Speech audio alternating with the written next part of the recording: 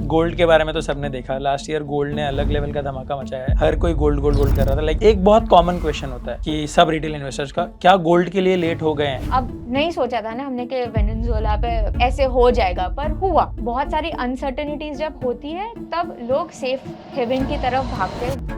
जैसे आपने वेनेजुएला की बात की, ठीक है, तो as a retail investor you know what you should see, आपको ये देखना चाहिए कि ये अनाउंसमेंट के बाद प्राइस पे कितना इम्पैक्ट आया है। लाइक जब एआई स्टार्ट में आया था, जब हमको लगा था कि oh my God this is gonna change and everything, यार एआई के अंदर बहुत ज्यादा केपेक्स की जरूरत पड़ेगी और इसकी स्टोरी थोड़ी नीचे जाते हुए दिख रही है। ये बबल होता है वो हर किसी के साथ होता है, तो इफ कंपेयर टू दैट अगर एआई में देखने जाए तो net took 6 years to get hit its first revenue. AI को 3 साल लगे, पर एटलीस्ट कुछ तो आना चालू हुआ है, राइट? आपको क्या लगता है यहाँ से इंटरेस्ट रेट्स और फॉल होंगे? ये क्वेश्चन का आंसर तो सब जानना चाहते हैं। आगे का रेट कट 2 फैक्टर्स पे रहेगा। एक तो तुम्हारा, हमने देखा कि 2025 was very different, so rather than predicting 2026 में उनको कैसा आउटलुक रखना चाहिए। मेरा फर्स्ट क्वेश्चन आपसे ये रहेगा कि हमने देखा कि 2025 जो था last year was very confusing for an investor point of view. तो क्या आपके लिए इसमें कुछ नया था कि वो एज अ फंड मैनेजर इसमें आपको कुछ नई सीख मिली, या आपके लिए वो सेम ही ईयर है which has been going as it is? So 2025 अगर एज अ ईयर देखे, बहुत सारी चीज़ें जो हम देख रहे हैं कि कोरिलेशंस होता है या जनरली एक्सपेक्टेशन होती है, वैसे नहीं हुई, राइट? इन जनरल आप क्या एक्सपेक्ट करते हो कि अगर इकोनॉमी अच्छी नहीं करने वाली होती है तो इक्विटी में सेल ऑफ होता है, इंटरेस्ट रेट लो होते हैं तो फिर तुम्हारे यील्ड्स भी लो होते हैं और गोल्ड बाइंग भी होता है। अब लास्ट ईयर 2025 में आपने क्या देखा है कि आपका गोल्ड भी चला है और आपका इक्विटी मार्केट भी चला है। S&P 500 has given approximately 15% return, और इंटरेस्ट रेट कट होने के बावजूद and deep cuts by all the central bank, कोई भी ऐसी बारिंग फ्यू जैसे जापान थी या रशिया थी जिनका इकोनॉमिक प्रॉब्लम अलग है या स्टेट ऑफ द इकोनॉमी अलग है, बाकी सारे सेंट्रल बैंक्स ने रेट कट किए हैं। पर आप देखोगे कि yields across the economies longer end में नीचे नहीं आई हुई है। This is a very unique scenario that has panned out in 2025। तो आप ये भी बोल रहे हो कि इकोनॉमी भी चल रही है लेकिन रिस्क एपेटाइट भी लोगों का कम हुआ है क्योंकि वो हेजिंग की तरफ, गोल्ड की तरफ भी गए हैं। तो बहुत ही यूनिक सिनेरियो था 2025, और बहुत ही डीलिंग्स से जो जनरली ऐसा नहीं होता है। तो आई वुड नॉट से कि इन बैकग्राउंड कुछ चीज़ें डेवलप नहीं हो रही थी, पर 2025 has come as a full focus compared to what the things were previously. There is an entire blowout that happened in 2025. ठीक है, तो from your perspective in this year what is something which has stand out कि we never expected this should come? For example, जैसे आपने बोला कि S&P 500 ने भी 15% रिटर्न दिए हैं, gold has also given good returns even after the rate cuts and everything. So what is something has stand out from a fund manager's perspective and from a retail investor's perspective कि this is something we never expected which happened? Like you mentioned that you know the gold and equity market both have come together and performed together. What stand out for me is that तुम्हारे market ने तो perform किया है लेकिन precious metal ने तो उससे भी ज़्यादा परफॉर्म किया है, राइट? और where for a long period of time you saw that you know a precious metal being as a safe haven, but as a moderate, even before Covid तुमने इतना सर्ज नहीं देखा था। पर जब तुम्हारे इक्विटी मार्केट्स और एक थीम इतना चल रहा है, उसके अगेंस्ट हेजिंग भी उतना चल रहा है, stood out the most. apart from that, what stood out most is that how the things are building up in background, right? We are seeing more and more, gold के बाद लोग silver पे गए, सिल्वर के बाद लोग अभी मतलब other precious metal, platinum, palladium पे भी जा रहे हैं, copper is hitting all time new. तो if you seeing the themes are emerging, for that matter if you see people are looking at delinking from the economic perspective के जहाँ पे link ना हो, alternative assets देख रहे हैं, और that is one of the standing out theme which you will see building up in 2026 also. ठीक है। While I was going through your newsletter, macro chips, so मैंने ये चीज़ें नोटिस की कि आप लोग ग्लोबल इकोनॉमिक्स को और मैक्रो इकोनॉमिक्स फैक्टर्स को बहुत ज़्यादा क्लोजली ट्रैक करते हो ऑन अ डेली बेसिस। सो साल के स्टार्ट में जब ये टैरिफ वॉर स्टार्ट हो गई थी, US was coming in and लोग सब बोल रहे थे कि इसका नेगेटिव इम्पैक्ट पड़ेगा मार्केट्स के ऊपर, markets will go down, but as the year completed we realise कि इतना ज़्यादा इम्पैक्ट आया नहीं। तो उस पर आपका क्या व्यू है? So, very interesting question. Or obviously, at the year end, you feel ke nothing happened. पर if you look back at 2025, ये 3 फेज में हुआ।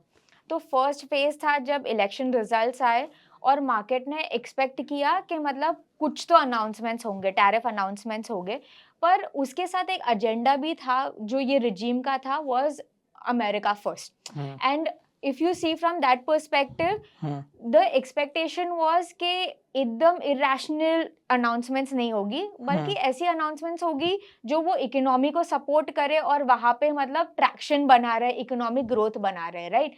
तो और उसके साथ क्या हुआ कि टैरिफ का फियर था, तो फ्रंट लोडिंग भी हुआ तुम्हारा इन द फर्स्ट हाफ भर भर के। देन केम योर अप्रैल, जहाँ पे तुम्हारा लिबरेशन डे पे अनाउंसमेंट हुआ, एंड देयर वी सॉ के थोड़े announcements were not in line with expectations, या it was off the roof, right? तो वहां पे तुमने करेक्शन देखा for a period of time, जब तक नेगोशिएशंस चालू नहीं हुए, अनाउंसमेंट्स वापस चालू नहीं हुए, तुमने थोड़ा sell off in the market देखा।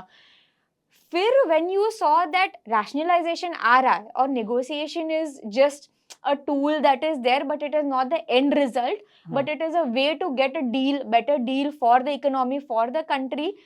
That's when you saw that the market stabilized and saw that it is not entirely irrational, but it is a way of negotiating, and this is not the end result. और जैसे जैसे deals crack होती गई, जैसे you see South Korea market where you went through a negotiation, and there are other economies also that went through a negotiation, they started building a track that okay, you can expect, and the expectations that were built up after that saw that the market recovered and performed thereafter. So it's not that there were no reactions, it was just that when you see at the year end you feel there's no reaction, but there was reaction in phases that took place. As you said, tariffs के बारे में जो आपने बताया कि उसका impact हुआ market के ऊपर, वो दिखा नहीं, वो बात अलग है, but impact was there. At the same time I have this simple question कि अब जब हम देख रहे हैं तो इंडिया अपने ट्रेड डील्स और कंट्रीज़ के साथ भी कर रहा है और वो यूएस के बियॉन्ड पार्टनरशिप्स देख रहा है, चीज़ें देखने के लिए, बात करने के लिए। तो as a fund manager is it good for our markets जो आप ट्रैक करते हो, और ये रिटेल पर्सपेक्टिव से क्या उनके लिए भी ठीक है अपने ओवरऑल मार्केट के लिए, ये मुझे जानना है। सो ये जो डाइवर्सिफिकेशन हो रहा है of the other trade routes also 2025 में एग्जेम्प्लीफाई हुआ है, पर अगर आप देखोगे तो right after Covid there was one theme that was running that there is too much concentration and there is too much risk at one place. So if that supply chain stops, then there is a lot of harm that happens otherwise also, right? तो वो build हो रही थी, पर 2025 में क्या हुआ कि टैरिफ्स अनाउंस हुए and economies ran towards protectionism. So we saw that impact exemplified के तुम्हारे सप्लाई साइड भी बैरियर्स हो सकते हैं और तुम्हारे डिमांड साइड भी बैरियर्स हो सकते हैं। तो तुम्हारा जो अग्रीमेंट्स या ट्रेड रूट्स जो ऑलरेडी कोई हद तक बढ़ रहा था इन 2020, क्योंकि कॉन्सेंट्रेट नहीं करना था, वो ज्यादा टॉक्स बाहर आने लगी, वो ज्यादा फास्ट पेस पे होना लगा। जैसे शायद इंडिया और यूके बहुत टाइम से बात कर रहे होंगे, लेकिन they went and they finalised in 2025। US और यूके भी बहुत टाइम से बात कर रहे होंगे, लेकिन फाइनलाइज हुआ 2025 में। This all is a result कि अब everywhere all the economies are now realizing that there has to be something for their safety also, it cannot be concentrated. One last trigger that was pulled was by China in for rare earth metals, where they said कि हम supply नहीं करेंगे। अब वो rare earth metal supply नहीं करेगा तो तुम्हारे chips नहीं बनेंगे। सबसे पहला बड़ा blow तो तुम्हारा defense पे है, which is building up very fast. So to tackle all these things, now we are seeing that the talks, the routes and everything is opening up much more. From India perspective, it is good. Reason being that we only had one supplier throughout. India has a position to emerge in this क्योंकि हमारे पास population है। India ने देखा कि agriculture phase था, उसके बाद हम services में चला गया। We missed the entire manufacturing part of it, right? So now this is our one opportunity where we can rise up to the occasion and provide and become one of the suppliers of the world. And at the same time, see, opportunities are also opening up because US was the consumer or is the consumer of the world, but there are more economies that are rising to the middle income countries right now. So that is also creating an opportunity for us to, maybe we might not be the best of it, but we can supply to these countries. So it is a blessing in disguise, I would say, that this event has taken place and we can reap the benefit of it. ठीक है, इसमें आप अगर थोड़ा और हमारे users के लिए इसको थोड़ा सिंप्लीफाई कर दें, जैसे आपने बोला कि US has been the most consumed economy जहाँ पे बहुत सारे कंज्यूमर थे, but now we are also coming in, तो ये कैसे था? और आपने एक और मैन्युफैक्चरिंग के ऊपर अच्छे से बात की, तो वो भी थोड़ा अगर आप सिंप्लीफाई कर दें कि why we lost that, not even why, I would say कि हमने वो कैसे लॉस्ट कर दिया and how other countries are getting benefits of that.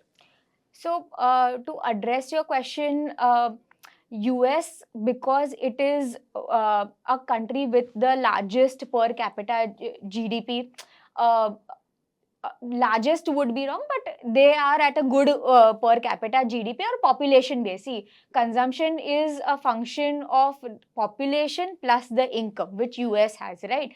So, for a long run, US has been that country. There are per capita more incomes in European countries, but the populations are small, right? And also it is a dynamic of a demography. So it is a younger population compared to the other countries where the population is not that young. For example, Japan le lo. Japan has developed a demography is not young. So for that reason, the consumption is not that fast paced. Now, if we see countries like China, which in last decade has come up, now their per capita GDP, if I'm not wrong, is 13,000 per capita. So now this country is also rising. यहाँ पे भी consumption बढ़ेगा क्योंकि spending power बढ़ा है. India also in last decade we have moved from low incomes to middle income.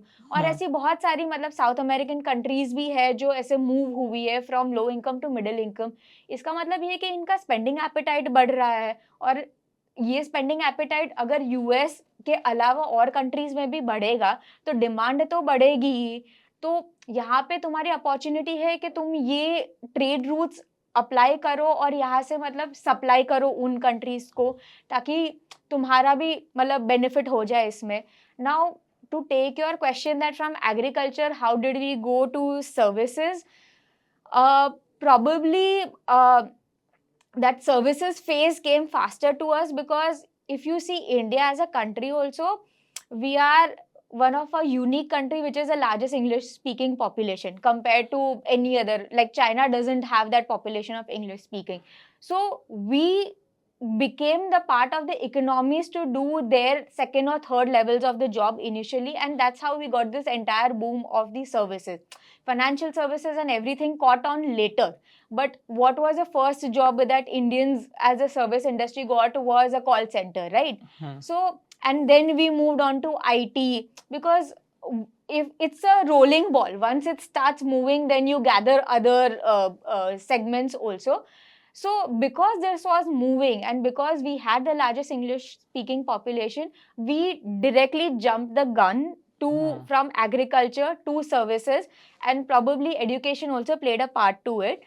The gap now remains your manufacturing, because probably till last 5 years neither government was concentrating on capex as much. We've seen that the surge of 20-25% growth in the budget towards the capex in last 5 years, nor was private segment focusing, because if the consumption is not happening, what will they expand the capacities and do, right?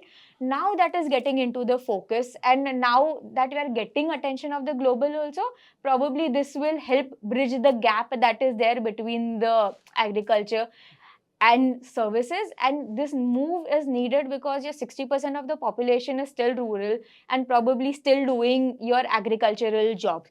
So and your contribution to the GDP is around 12 to 15%, not more than that. So you need to move that population to the manufacturing so that your productivity increases and your GDP increases. While you said the English speaking thing, मैंने कल ही एक Instagram पे post देखा था जहाँ पे they were saying कि what are the highest paid individuals in US. So वहाँ पे जो पहला बार था वही इंडियन अमेरिकन्स का था. सो आई कैन सी दैट कि हमारी मोस्ट ऑफ द पॉपुलेशन तो वहाँ पे भी कंट्रीब्यूट कर रही है उनके इकोनॉमीज के अंदर. Since you come from a fixed income background, आप फंड्स भी वही साइड पे मैनेज करते हो, you write a lot on those lines. So मेरा एक क्वेश्चन था आपके साइड से कि इवन रेट कट्स हुए, आरबीआई ने रेट्स कट्स किए, उसके बाद भी बॉन्ड मार्केट्स ने उतना अच्छा परफॉर्म नहीं किया और वो थोड़े म्यूटेड रहे. ऐसा क्यों? मतलब पीपल यूजुअली ऐसा होता है कि रेट कट्स होते हैं, बॉन्ड मार्केट्स गोज हाई, लोग प्रेफर करते हैं बॉन्ड मार्केट्स के साइड पे, ऐसा क्यों? तो 2025 में सबसे मतलब डिस्कनेक्शन रहा है रेट कट्स और तुम्हारे बॉन्ड यील्ड्स का, नॉट ओनली इन इंडिया पर ग्लोबली ऐसा रहा है. इसको दो पार्ट में डिवाइड करते हैं. अगर हम डेवलप मार्केट्स का प्रॉब्लम देखें तो डेवलप मार्केट्स में भी रेट कट्स हुए लेकिन उतना इम्पैक्ट नहीं हुआ है. उनकी प्रॉब्लम ये रही है कि उनका डेट टू जीडीपी बहुत हाई हो गया है. उनका जो फिस्कल है वो बहुत हाई हो गया, हिस्टोरिकल हाई से हो गया है. और इन्फ्लेशन जितना एक्सपेक्टेड है उतना नीचे आया नहीं है क्योंकि कोविड से काफ़ी टाइम तक तुमने इतना आउटफ्लो कर दिया है कि मतलब वो स्पेंडिंग अभी भी चल रहा है इकोनॉमी में. और फोर्थ प्रॉब्लम जो यहाँ पे ऐड हो रही है वो है कि उनका डेमोग्राफी जो है वो इतना यंग नहीं है. सो उनका ग्रोथ रेट भी उतना एक्सपेक्टेड नहीं है. और सोशल सिक्योरिटी अगर डेवलप मार्केट्स में देखें बहुत हाई होती है, there is a provision for everything. तो एक्सपेक्टेड है कि यहाँ से मतलब उनका खर्चा तो बढ़ने ही वाला है लेकिन ग्रोथ उतना नहीं होने वाला है. उस वजह से मार्केट्स में वहाँ पे कॉन्फिडेंस नहीं आ रहा है कि ये लोग कैसे टैकल करेंगे, इनका इंटरेस्ट जो पे करना है वो कैसे करेंगे आगे जाके. इमर्जिंग मार्केट्स कॉन्ट्ररी अगर आप देखने जाओ, जैसे इंडिया की ही बात ले लेते हैं, हम one of the few countries है जिसका फिस्कल कंसोलिडेशन चल रहा है since Covid. One of the few countries है जिसका फिस्कल ब्लो आउट नहीं हुआ. हमने उतना स्पेंड नहीं, हमने बहुत ही रैशनली स्पेंड किया इन कोविड. हमारा इन्फ्लेशन लोज पे है, मतलब we are at the target of develop markets, इतने लो पे है हमारा. और अगर देखने जाए तो गवर्नमेंट फोकस भी एकदम सही जगह पे है, केपेक्स कर रहे हैं हम जहाँ पे मल्टीप्लायर इफेक्ट भी ज्यादा होते हैं. तो क्या हिट हुआ? एंड आरबीआई ने 125 बेसिस रेट कट भी कर लिया, मतलब ओएमओस के साथ, लिक्विडिटी के साथ कर दिया. तो क्या हिट हुआ? दो चीजें. एक तो ये है कि तुम्हारा बिकॉज इंडिया का टैरिफ डील अभी तक क्रैक नहीं हुआ. हमने स्टार्ट ईयर कैसे किया था कि हमारे लिए तो सब सही है, टैरिफ डील तो आ ही जाएगा हमें. और अगर यूएस चाइना की तरफ मतलब ऐसे टैरिफ के साथ जा रहा है तो इंडिया को तो डील मिल जाएगी, +1 में तो we should get a good deal. हमने ईयर बिगनिंग से मिड तक वेट किया और शायद वो अप्रैल वाले जो टैरिफ आए थे तब भी ज़्यादा रिएक्शन नहीं आया क्योंकि वो तो सब पे आए थे. पर उसके बाद जो बिल्ट हुआ नैरेटिव एंड हमें जो मतलब वो प्रेफरेंस नहीं मिला, मार्केट का थोड़ा सपोर्ट वहाँ से चला गया. सेकंड हुआ कि बिकॉज ये सपोर्ट चला गया और इंडिया में अभी ऐसे कोई टेक थीम नहीं थी या फिर we don't have any such theme जहाँ पे ग्लोबल इन्वेस्टमेंट्स अट्रैक्ट कर सके at this point of time. हमने एफपीआई इनफ्लोज नहीं देखे इन लास्ट 2 years, नहीं देखे. तो ये नेगेटिव सेंटिमेंट हिट करेंसी. तुमने करेंसी डेप्रिसिएशन बहुत ही फास्ट देखा इन दिस. तो बिकॉज वो सेंटिमेंट पूरा मूव हुआ और तुम्हारे करेंसी भी हिट हुई, उसकी वजह से तुम्हारा लिक्विडिटी ड्रेन भी बहुत हुआ. तो तुम्हारा जितने भी ओएमओज है वो तुम्हारे लिक्विडिटी और करेंसी मैनेजमेंट में चले गए. और तुम्हारे एफपीआई फ्लोज जो लास्ट ईयर डेट में, इक्विटी में तो नहीं आ रहे थे पर जो लास्ट ईयर डेट में आए थे ये साल नहीं आए. तो वो सारा तुम्हारा डिमांड सप्लाई मिसमैच हो गया. उसके एडिशनल तुमने जो पेंशन्स के लिए इक्विटी का रूट खोला, वहाँ से भी थोड़ा डिमांड कम हो गया इन द लॉन्गर एंड. तो तुम्हारा डिमांड सप्लाई मिसमैच की वजह से and because of the volatile currency तुमने देखा कि तुम्हारा longer end of the curve react नहीं किया है. और because of this transmission longer end में नहीं हुआ है पर शॉर्टर एंड में हुआ है. बिकॉज शॉर्टर एंड में तुम्हारा ट्रांसमिशन इमीडिएट होता है, longer and is more of a function of what is the outlook or the state of the economy, whereas shorter end is the function के liquidity और तुम्हारा रेट कट्स का होता है. गोल्ड के बारे में तो सबने देखा, लास्ट ईयर गोल्ड ने अलग लेवल का धमाका मचाया है. हर कोई गोल्ड गोल्ड गोल्ड कर रहा था. लाइक मेरे पेरेंट्स मुझे भेज रहे थे हर बार कि भाई बढ़ रहा है, लेते जाते हैं. सो एक बहुत कॉमन क्वेश्चन होता है कि सब रिटेल इन्वेस्टर्स का, क्या गोल्ड के लिए लेट हो गए हैं? At the same time we also saw a rally on silver. So आपका इस जो लाइन है कि क्या गोल्ड के लिए हम लेट हो गए हैं, और सिल्वर पे भी आपका क्या व्यू है? बिकॉज़ उसका जैसे ही सिल्वर ऊपर गया तो बहुत लोगों का आया, बहुत सारी रील्स भी देखी हमने, बहुत सारी वीडियोज़ भी देखे जहाँ पे पीपल स्टार्टेड टॉकिंग कि सिल्वर का इंडस्ट्रियल यूज़ बहुत ज़्यादा है, people don't know about a lot of things. So इस पे आपका व्यू क्या है गोल्ड एंड सिल्वर पे? क्या इज़ इट टू लेट और अभी भी हमारे पास टाइम है, हमको यहाँ से बाय करना चाहिए, या फिर इसमें एंट्री ले सकते हैं? देखो, गोल्ड की बात करें ना, तो गोल्ड क्यों हाईलाइट में आया पहले ये अंडरस्टैंड करना ज़रूरी है। हुँ, तो गोल्ड इसलिए हाईलाइट में आया क्योंकि तुम्हारे जियोपॉलिटिक्स, टैरिफ्स, केओस, अनाउंसमेंट्स बहुत ज़्यादा बढ़ गई। ऐसा नहीं था कि लास्ट 2 इयर्स में सेंट्रल बैंक्स ने गोल्ड बाइंग नहीं किया था। हुँ, और देयर आर सम इकोनॉमीज़ जो forced to buy gold, right? अगर देखने जाए तो तुम्हारा चाइना 2018-19 से गोल्ड बाय कर रहा है। क्यों कर रहा है? क्योंकि उस पे टैरिफ्स लगे थे, तो उसको रिजर्व्स बनाने थे। रशिया ने 2022-23 से चालू किया। क्यों? क्योंकि रशिया यूक्रेन वॉर हुआ, रशिया के एसेट्स फ्रीज़ हो गए, तो उसको कहीं पे तो रिज़र्व बनाना है, राइट? तो सेंट्रल बैंक्स का बाइंग 2-3 साल से चल रहा है। 2025 में क्यों फ़ोकस में आया? क्योंकि तुम्हारे अनाउंसमेंट्स हुए, क्योंकि तुम्हारा जियोपॉलिटिक्स का लेवल बढ़ गया, अनसर्टेनिटी बढ़ गई। आज अगर कहने जाए, कैन समवन से विद श्योरिटी के 2026 में geopolitics will not gate escalated, या फिर यहाँ से अनसर्टेनिटी बढ़ेगी, क्या अनाउंसमेंट्स आएँगे? कुछ ट्रैजेक्टरी है कि नेगोशिएशंस कैसे हो सकते हैं, पर सर्टेनिटी तो किसी को भी नहीं है।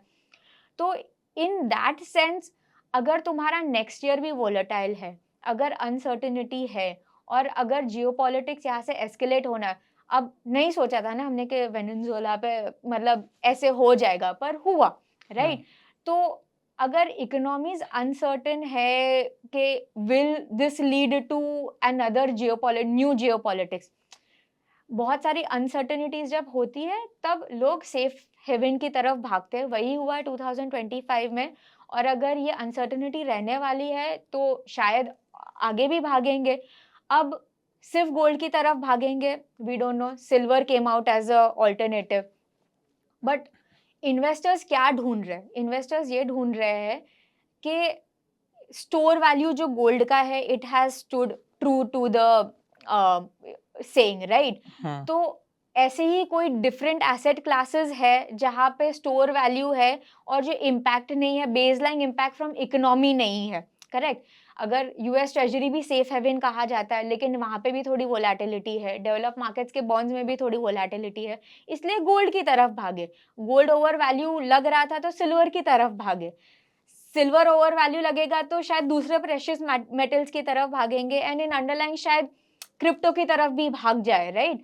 सो सर्टेनिटी नहीं है, पर फोकस होना चाहिए as an investor to say late है या नहीं लेट है, आई डोंट नो, पर flexibility investor should keep in every asset class as of now. Okay. आपने अभी एक बहुत ही रीसेंट इवेंट के बारे में बात की जो वेनेजुएला पे अटैक हुआ है, and the US has captured the entire, वो अभी पूरा मैनेज करेंगे।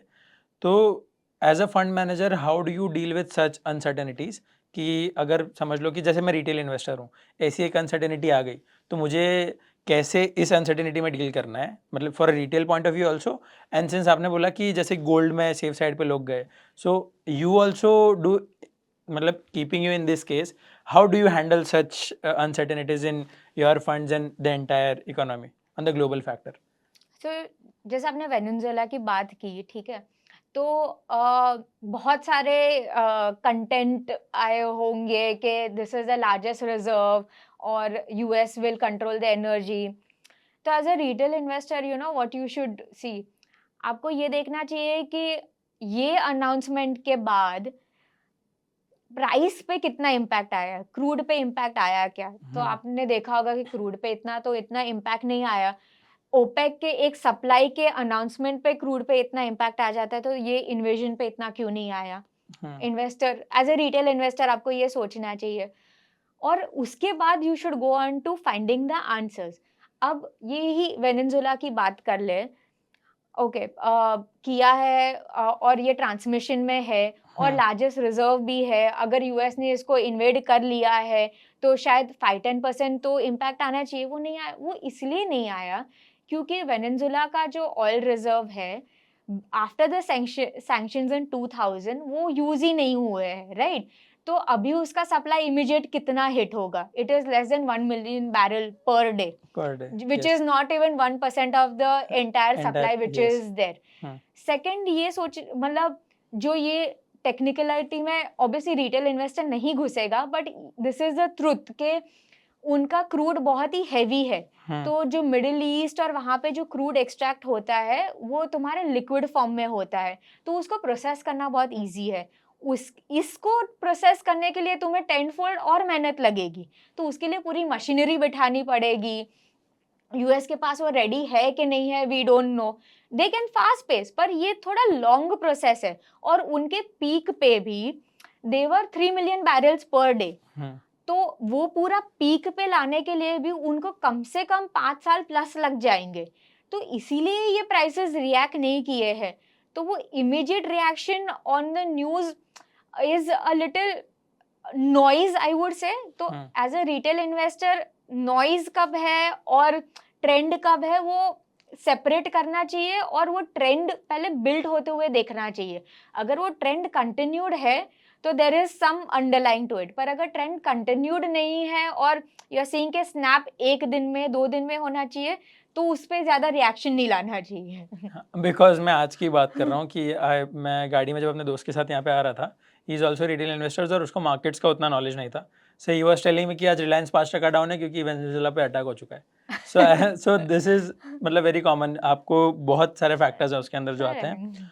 अब since you right a lot about global markets, जैसे कि मैं एज अ रिटेल इन्वेस्टर जब ग्लोबल मार्केट्स को देखता हूँ या चीज़ें समझता हूँ, तो मुझे कुछ टॉप की 7-8 कंपनीज या टेक कंपनीज जो मुझे लगती हैं कि ये बड़ी हैं। तो is this concentration healthy from my point of view, या फिर मैं गलत हूँ इसमें, प्लीज़ करेक्ट मी।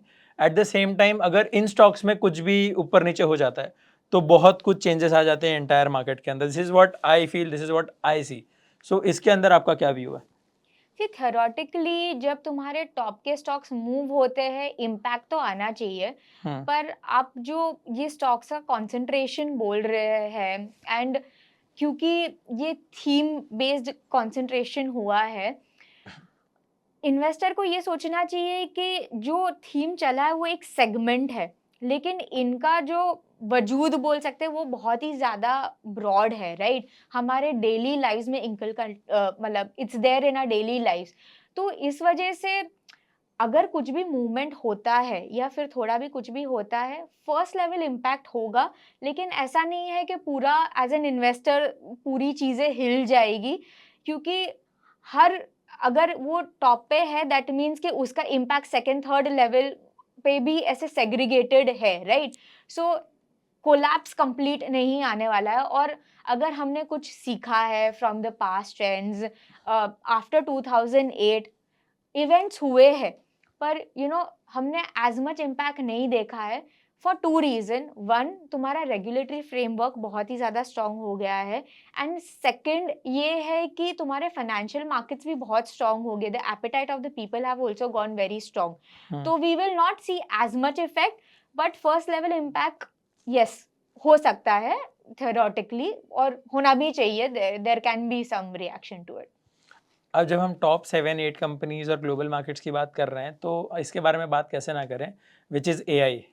लाइक जब एआई स्टार्ट में आया था, जब हमको लगा था कि oh my God this is gonna change and everything, and it has changed also lot. But धीरे धीरे धीरे अब ऐसा लग रहा है कि यार एआई के अंदर बहुत ज़्यादा केपेक्स की ज़रूरत पड़ेगी, कैपिटल की ज़रूरत पड़ेगी, और इसकी स्टोरी थोड़ी नीचे जाते हुए दिख रही है। ऐसा दिखाई दे रहा है, तो इस पर आपका क्या व्यू है? AI see as a theme, investor को ये देखना चाहिए कि एआई एक थीम नहीं है। अगर देखो तो तुम्हारे फाइनेंशियल मार्केट्स में भी है, मैन्युफैक्चरिंग मार्केट्स में भी है, एंड लॉट ऑटोमेशन में भी है, right? It is not only कि वो सिर्फ टेक कंपनीज में है। इनफैक्ट 1000 days ओल्ड, और it is already in your and my life, correct? It is not there. तो वो ब्रॉड बेस होता जाएगा, और इसमें मतलब इन्वेस्टमेंट्स भी जाएगी, ऐसा नहीं है, और ऑलरेडी काफ़ी सारी इन्वेस्टमेंट्स हुई है।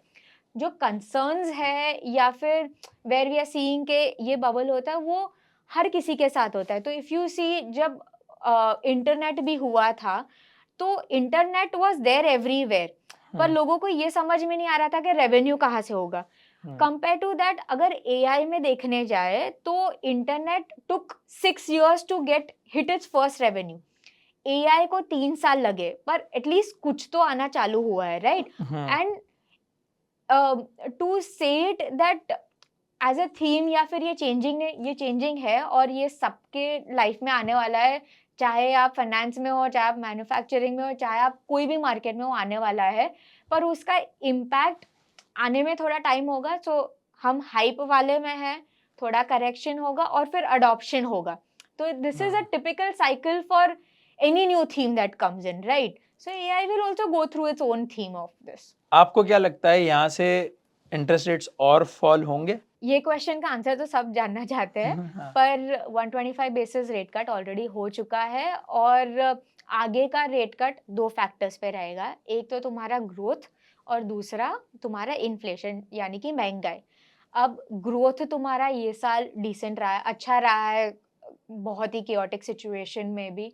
अगर 26 में ग्रोथ अच्छा नहीं रहता है एज पर सेंटर डिसाइड्स के, लेट्स से कि 7% के ऊपर नहीं रहता है और हम फॉल बैक करते हैं, तो यहाँ से ट्रिगर करेगा कि शायद पॉलिसी सपोर्ट चाहिए। सेकंड इज इन्फ्लेशन यानी कि महंगाई। अब तुम्हारा जो इंडेक्स करंट है वो 2012 पे टिका हुआ है। मतलब 2012 में तुम्हारा घर कैसे चलता था? 2012 में शायद तुम्हारी खाने की ज़रूरतें ज़्यादा थी और तुम्हारा मतलब ज़्यादातर राशन जो है वो खाने में जाता था। पर 2025 में सेम नहीं है। काफ़ी सारी नई चीज़ें आ गई है, क्विक कॉमर्स आ गया है, तुम ज़्यादा बाहर जाते हो, यंग जनरेशन ज़्यादा है, तो खर्चे भी अलग से होते हैं। तो वो जो बास्केट है वो रीबेस होना है और ये बास्केट जो रीबेस होना है उसमें ये सारी आइटम्स ऐड होगी। अब ये सारा इन्फ्लेशन भी आएगा उसकी वजह से कि इनके रेट्स कैसे मूव होते हैं। तो 2026 में क्योंकि ये रीबेस होना है, हम ये नहीं बोल सकते कि जो जो 2012 की आइटम्स थी उसी पे प्रेडिक्शन, तो जो पास्ट में होता है उस पे ही होता है ना।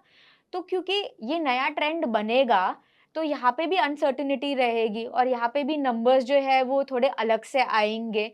तो ये भी वॉचेबल है। तो 2025 में जो तुमने देखा कि 3% के कम का इन्फ्लेशन है, वो 2026 में शायद सेम ना रहे। और अगर वो महंगाई सेम नहीं रही तो फिर तुम्हारे रेट्स भी ड्रॉप नहीं हो सकते। कंफर्ट कहाँ से आता है कि इन्फ्लेशन लो होता है और ग्रोथ रेट लो होता है तो रेट कट होता है। पर अगर ये दोनों ही फैक्टर नहीं है या फिर फर्स्ट एजेंडा जो आरबीआई का है वो है तुम्हारा इन्फ्लेशन, अगर टारगेट रेंज के पास भी है तो फिर यहाँ से शायद ज़रूरत ना पड़े रेट कट की। तो bar is very high for the rate cut. पर अगर ग्रोथ नहीं हुआ और जैसे हम देख रहे हैं कि 2025 का फोकस ग्रोथ पे है और वो नहीं हुआ तो शायद हो भी सकता है। ओके। आरबीआई ने जो 5 बिलियन का यूएसडी आईएनआर स्वैप किया है उसका क्या इम्पैक्ट है और आरबीआई जो करंट ओपन मार्केट ऑपरेशंस कर रहा है उसका 10 ईयर यील्ड पे क्या इम्पैक्ट पड़ेगा? और ये जो मेरे क्वेश्चंस हैं ये अगर आप थोड़ा यूजर्स के पॉइंट ऑफ व्यू भी थोड़ा इसको ईजी कर दें तो बहुत सही रहेगा। तो टिपिकली ये हमने क्यों किया है? लेट्स फर्स्ट अंडरस्टैंड दैट कि ओएमओ और तुम्हारा ये जो बाई सेल स्वैप है ये क्यों किया है? ये इसलिए किया है कि आरबीआई ने रेट कट तो कर दिए, ठीक है? लेकिन ये रेट कट को फाइनल कंज्यूमर तक पहुंचने के लिए बैंक्स को भी रेट कट करने पड़ेंगे। बैंक्स रेट कट कब करेगा? जब उसके पास नए लोन्स जो वो डिस्पर्स कर रहा है उस पे वो रेट ट्रांसमिट कर दे, वरना एग्जिस्टिंग वाले तो चल रहे हैं और उसमें मतलब कम या ज़्यादा होगा, ठीक है? क्योंकि लिक्विडिटी का इशू मतलब रिजॉल्व करना है और हमें मैक्सिमम ट्रांसमिशन करना है ताकि ग्रोथ हो, ठीक है? अगर आप और मैं खर्चा करेंगे तभी चीज़ हम खरीदेंगे, तभी चीज़ें बनेगी और हम जब चीज़ें बनेगी तो 2 लोगों को एम्प्लॉयमेंट मिलेगी और वो मतलब प्राइवेट कंपनी भी जो है वो केपेक्स कर पाएगी, right? It is a cycle, economy is a cycle. तो क्योंकि आरबीआई, गवर्नमेंट सब ग्रोथ पे फोकस्ड है और वो चाहते हैं कि आप और हम खर्चा करें, हमारे खर्चा करने की कैपेसिटी बढ़े। गवर्नमेंट ने इनकम टैक्स तब कम किया था, आरबीआई ने 125 बेसिस कम किया है ग्रोथ को लाने के लिए। तो लिक्विडिटी भी चाहिए ताकि नए लोन्स जा सके, लोग घर खरीदे। तो इसके लिए आरबीआई बाय सेल स्वैप वो क्या करता है कि वो डॉलर बेचता है और आईएनआर खरीदता है। वो आईएनआर खरीदेगा, वो सिस्टम में आएगा तो बैंक के पास होगा, बैंक के पास वो पैसे होंगे डिसबर्स करने के लिए। सिमिलरली ओएमओ क्या करता है, ओएमओ आरबीआई खरीद लेगा वो बॉन्ड, लिक्विडिटी सिस्टम में जाएगी, वो सिस्टम में अवेलेबल होगी तो वो बैंक्स आपको लोन की तरह दे पाएंगे, करेक्ट। और वो अगर लोन की तरह नए रेट पे दे पाएंगे तो तुम्हारा बोरोइंग कॉस्ट कम हो जाएगा और वो जो 125 बेसिस कम किया है वो सिस्टम में आ जाएगा, करेक्ट। तो द होल एंटायर प्रोसेस जो है, जो तुम्हारे एफएक्स स्वैप हुआ है और ओएमओज हुआ है, वो इसलिए हुआ है ताकि जो रेट कट हो वो ग्राउंड लेवल पे ट्रांसमिट हो सके। अब बिकॉज ओएमओ प्रोसेस है जहाँ पे आरबीआई बॉन्ड्स बाय करती है, इसीलिए उसका डिमांड बढ़ता है, राइट। कोई भी इक्वेशन लो, अगर आप घर खरीद रहे हो, लेट्स से सिंपल, अगर आप घर खरीद रहे हो, अगर ओवर सप्लाई है, ठीक है, तो आपको घर सस्ते में मिलेगा, करेक्ट। क्योंकि इतना सारा सप्लाई है, कोई ले नहीं रहा है तो फिर तुम्हें सस्ते में मिलेगा। पर क्योंकि डिमांड इतना है तो तुम्हें भी मतलब प्राइस ऊपर करना पड़ेगा। तो सिमिलरली सेम कि ओएमओ में जनरली क्या होता है कि क्योंकि डिमांड आ जाती है और आरबीआई इतने लार्ज क्वांटम में खरीदता है तो उस यील्ड्स नीचे जाती है। पर ये सिचुएशन में जो काफी अलग है, क्या हुआ है कि तुम्हारा सप्लाई, आई वुड नॉट से ओवर सप्लाई है, पर क्योंकि डिमांड दो जगह से नहीं आई है, तुम्हारे एफपीआई से भी नहीं आई थी और तुम्हारा मतलब पेंशन फंड से भी उतना डिमांड नहीं आया था, इसकी वजह से तुम्हारा डिमांड सप्लाई मिसमैच हुआ। तो वो डिमांड जो आरबीआई से आया भी इन फॉर्म ऑफ ओएमओ, वो तुम्हारे यील्ड्स में ट्रांसमिट नहीं हो पाया, तो द इम्पैक्ट ऑन यील्ड्स इतना नहीं हुआ है। पर जैसे हमने बिगिनिंग में भी डिस्कस किया था कि शॉर्टर एंड में इम्पैक्ट हुआ है। क्यों हुआ? क्योंकि लिक्विडिटी थी मार्केट में, इसीलिए शॉर्टर एंड में इम्पैक्ट हुआ है। पर तुम्हारे लॉन्गर एंड में because of the other difficulties इतना ट्रांसमिशन नहीं हुआ है। ठीक है। Before ending this podcast, I have one simple question which I wanted to answer for our investors, for retail investors, everybody. हमने देखा कि 2025 was very different for everybody, क्योंकि जैसे मार्केट्स पहले करते हैं शायद इस बार वैसा नहीं हुआ, बहुत सारी चीज़ें बदली, अटैक्स हुए हैं, वॉर्स हुए हैं। सो और रिटेल इन्वेस्टर्स प्रेडिक्ट बहुत करता है market. So rather than predicting 2026 में उनको कैसा आउटलुक रखना चाहिए, कैसे देखना चाहिए in terms of returns, in terms of investing, और क्या चीज़ें फॉलो करनी चाहिए? सी द बिगेस्ट थिंग एक इन्वेस्टर को अडेप्ट करनी चाहिए वो है फ्लेक्सिबिलिटी।